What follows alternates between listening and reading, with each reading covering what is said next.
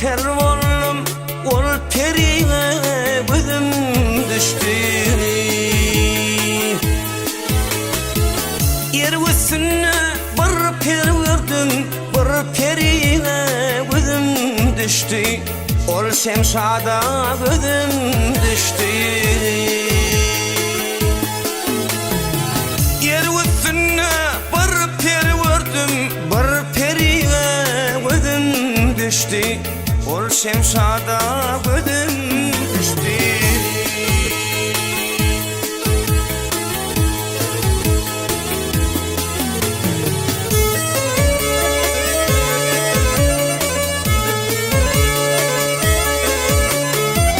Görmen öttük bir duşunun, kellem aylan kuşunun.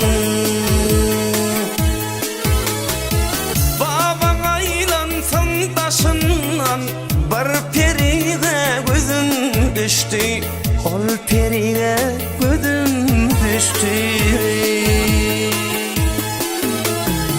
Baban aylansın taşından, ol periye gözüm düştü. Ol şemşada gözüm düştü.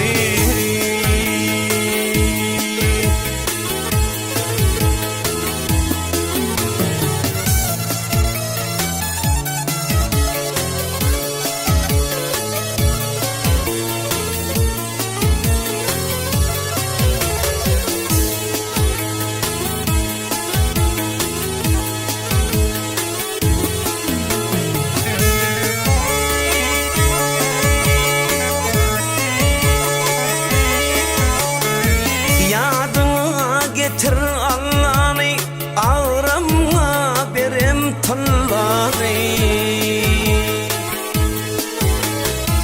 Kurban kılsam çal kelleni, ol periye gözüm düştü. Ol periye gözüm düştü. Kurban kılsam çal kelleni, ol periye gözüm düştü.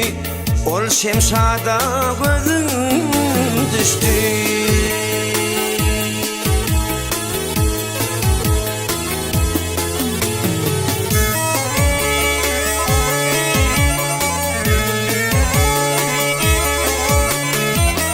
Onu alıp meni eylensem, karıylığımdan saylansam. Taşından aylansam, ol periye gözüm düştü. Ol şemşada gözüm düştü. Baban aylansın başından, ol periye gözüm düştü.